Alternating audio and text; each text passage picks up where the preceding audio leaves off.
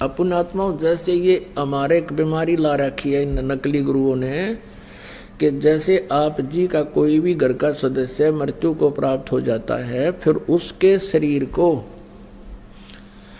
सभा करने के उपरांत, अंतिम संस्कार करने के उपरांत उसकी अस्थियों को गंगा में डाल के आना कंपलसरी बना रखा है। क्यों बना रखा है, किस लिए? और ये कहते हैं तेरे पिता की गति नहीं होगी, तेरी माँ की गति नहीं होगी यदि वहां नहीं डाल का होगा। वहां फिर और ठग बैठे। यहाँ के भेजने वाले एजेंट अपना कमीशन ले लें और वहाँ बैठे वो जो गंगा में डलवाएंगे उन अस्थियों ने, वह न्यारे चार्ज करें। अपने आत्माओं ये सब अज्ञान के कारण, तत्व ज्ञान के अभाव से हो रहा था। अब क्या होता है, जैसे एक व्यक्ति किसी किराए के मकान पर रहता है और उसको मकान मालिक कह देता है भाई मकान खाली कर दे, मुझे आवश्यकता है, तो उस समय वो छोड़ना जी ना करता। और इस मकान में तो यू अपना मान रहा, अपना पर्सनल मान रहा है, इस मकान में तो यू कई सैकड़ों वर्ष रहता है, तो इस मकान को ये छोड़ना नहीं चाहता, अपना मान बैठता है। उधर से भक्ति ना करने से ये प्रेत बन जाता है। प्रेत बनते ही इसका जो भी अकाउंट है जाते इसको मिल जाता है, कौन सी योनि प्राप्त होनी है, ये भूत बन जाता है। और उधर से क्या होता है कि वो घर वाले उनको फूक देते हैं, सवा कर देते हैं, तो वापस वो अपने घर पर आता, वो प्रेत बन के। अब घर वाले तो उसको देख नहीं सकते, उसमें आवाज नहीं, वो सुना नहीं सकता, वो वहां धक्के खा के फिर देखता मेरा शरीर कहाँ है, वो जाता शमशान घाट पे। तो इतना इसको ज्ञान होता है प्रेत को कि ये अस्थि मेरी है, ये नहीं है।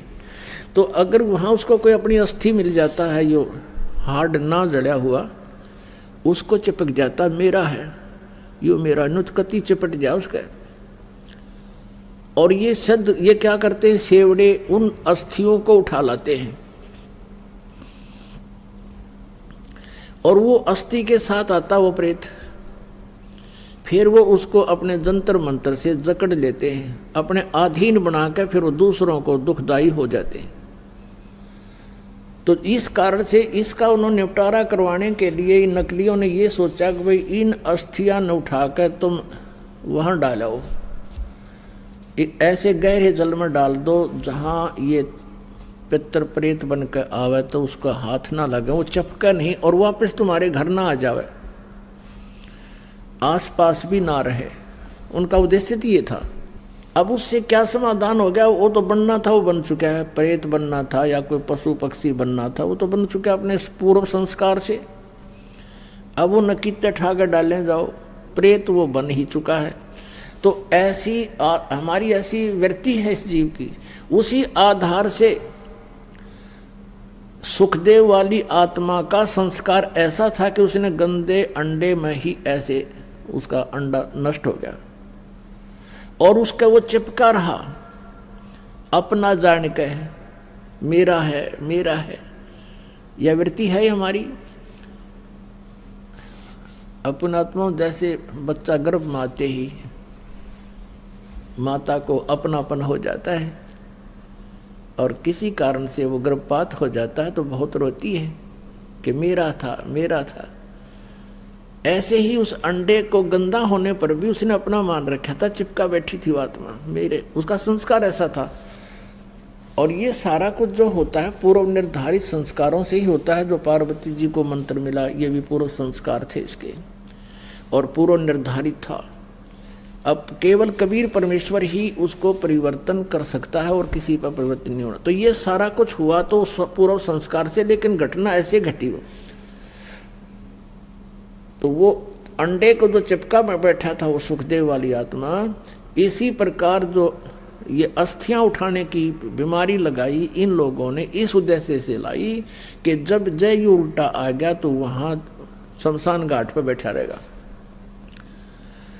और आपने देखा होगा कि भाई कई क्या कहा करते थे कि भाई ये लड़का वहां जा रहा था और इसकी ठोकर लगी किसी वस्तु का, उस दिन से बीमार है, तो यो भूत चिपटा रहा है उसके अपने अस्थि के, और उसका ठोकर लगी, फिर ये चौधरी था, फिर अब कैसे मेरा ठोकर मार दी, इसके अंडी बनाता लकड़ता ही नहीं, फिर गदा बन जा है। तो वहाँ उनको दुखदायी होता था, इसलिए उन्होंने ये समस्या हल कर दी कि अस्थि यहाँ से फेंक दो, कितना यो एक स्थान पर ना चपका रहा, अंडे जा धक्के खानता कि तो और धक्के खा लेगा, बाहर चला जाएगा, ये उद्देश्य था।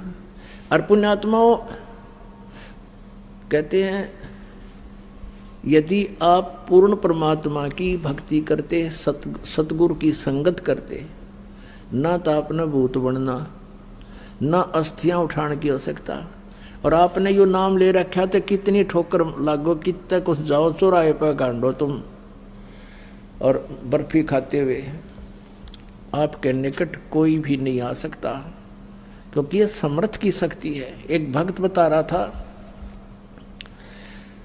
कि मैं अपनी किसान था वो, कि अपनी बहन के गांव में ससुराल में गया हुआ था, उनका ज़मीन ज़्यादा थी, मैं अपने बैल ले गया था उनकी खेत की जुताई करवाने के लिए, हेल्प करने के लिए।